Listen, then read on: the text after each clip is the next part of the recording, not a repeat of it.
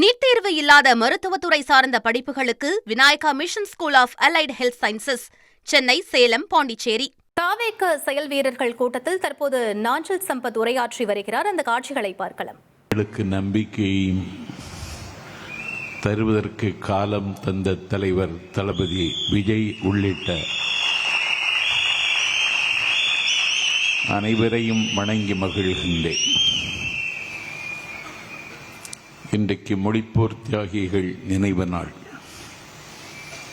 பொருள் படைத்தோர்கள் உன்னை புறக்கணித்த பொழுதும்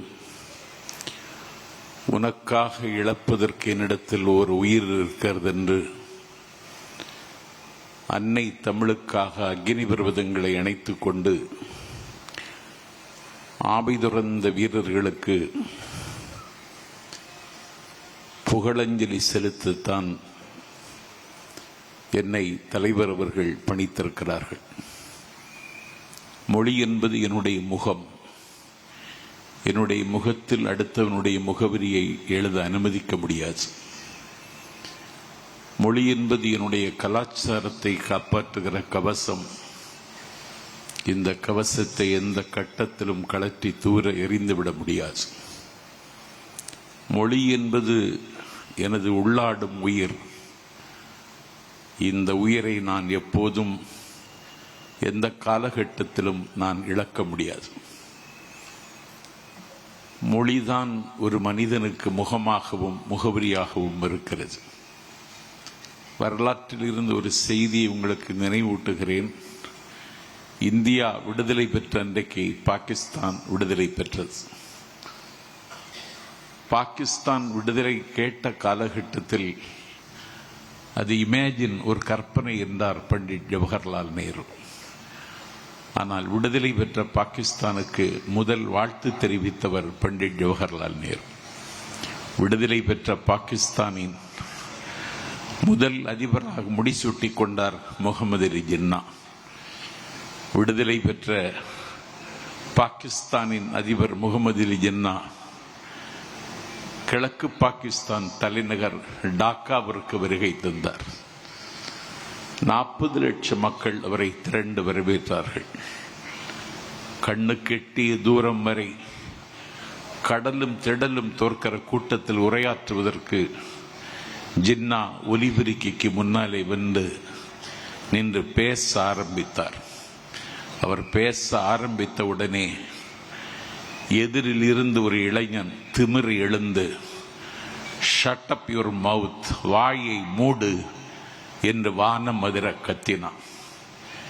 எங்களுக்கு ஒரு புதிய நாடு பெற்று தந்த நாயகனை நீ வாயை மூடி என்கிறாயா என்று அவன் வாயை அமுக்கி அவன் தோளை அழுத்தி அவனை உட்கார வைத்தார்கள்.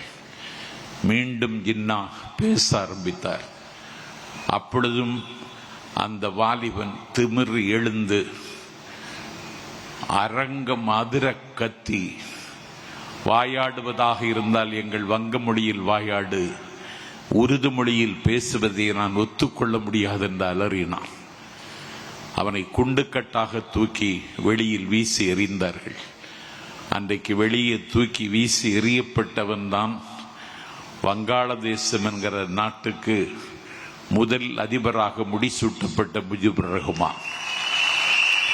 ஆகவே சாதி மனிதனை ஒன்றிணைக்காது, சமயம் மனிதனை ஒன்றிணைக்காது, மொழிதான் மனிதனை ஒன்றிணைக்கும். முகமது அலி ஜின்னாவும் முஸ்லீம், முஜிபுர் ரஹ்மானும் முஸ்லீம். ஆனால் மொழிதான் மனிதனை ஒன்றிணைக்கும் என்பதற்கு இது வரலாற்றில் இது ஒரு சாட்சி. அந்த மொழிக்காகத்தான் எங்கள் வீரர்கள் தத்தம் உயிரை அன்றைக்கு தாரை வார்த்து தந்தார்கள். துறையூரில் இருந்து அஞ்சானஞ்சன் பட்டுக்கோட்டை அழகிரிசாமியின் தலைமையில் சென்னை வரைக்கும் அன்றைக்கு நடந்து வந்தார்கள். பாலோடு நேர்தமிழும் பைந்தமிழ் மாக்களும் ஆளோடு வேறென்றறிந்திருந்தும் ஆள வந்தார் மேலோடு பேசிவிடுவரேன், அவ்வாட்சி சாலோடு நீரென்று கூடுவாய் கருங்குயிலே என்று இளைஞர் துடிக்கின்றார் தமிழின் நிலை எண்ணி, கிளைஞர் அடைகின்ற கேடுபறார் இங்கு விளையாட வேண்டாமே ஆள வந்தார், வாழ்வின் களை நீக்குக கூவாய் கருங்குயிலே என்று துறையூரிலிருந்து சென்னை வரைக்கும் நாடதர பாடிக்கொண்டே பட்டுக்கோட்டை அழகிரிசாமி அன்றைக்கின்ற பயணத்தை நடத்தினார். 8 திசையும் 16 கோணத்திலும் மொழிக்காக மூண்டெழுந்த போர் உலக வரலாற்றில் எந்த நாட்டிலும் இல்லை. பட்டுப்பூச்சிகளின் பிரதேசம் வியட்நாமில் பௌத்தத்திற்காக புத்த பிட்சுக்கள் தீக்குளித்தார்கள். ஆனால் மொழிக்காக தீக்குளித்த மரபு தமிழர்களுக்கு மட்டுமே உரிமையுடைய போர் இந்த போர்.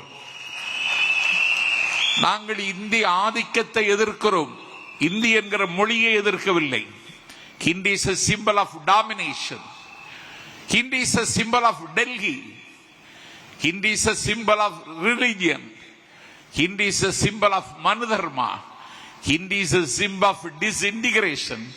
Hindi is a symbol of discrimination. இந்திய அநீதியின் சின்னம், ஆதிக்கத்தின் சின்னம், மதத்தின் சின்னம், மனுதர்மத்தின் சின்னம், பிரிவினையின் சின்னம். அதனால் நாங்கள் எதிர்க்கிறோம். என்னுடைய தமிழ் மொழியின் மீது மேலாதிக்கம் செலுத்துவதற்கு உன்னுடைய மொழிக்கு எந்த தகுதியும் இல்லை என்பதை வரலாற்று ரீதியாகவும் லிங்குஸ்டிக்ஸ் மொழியியல் ரீதியாகவும் நாங்கள் எந்த மன்றத்திலும் நிரூபிக்க முடியும். ஆனால் இந்த மொழிக்காக தங்களுடைய ஆவியை என்றைக்கு அவர்கள் துறந்தார்கள். இங்கே தலைவர் அவர்கள் மலரஞ்சலி செலுத்தினாரே 1938 தலைநகர் சென்னை சிறைச்சாலையில் தாளமுத்து உயிர் துறந்தான், நடராஜன் உயிர் துறந்தான்.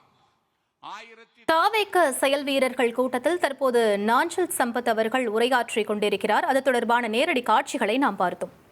நீட் தேர்வு இல்லாத மருத்துவத்துறை சார்ந்த படிப்புகளுக்கு Vinayaka mission school of allied health sciences Chennai, Salem, Pondicherry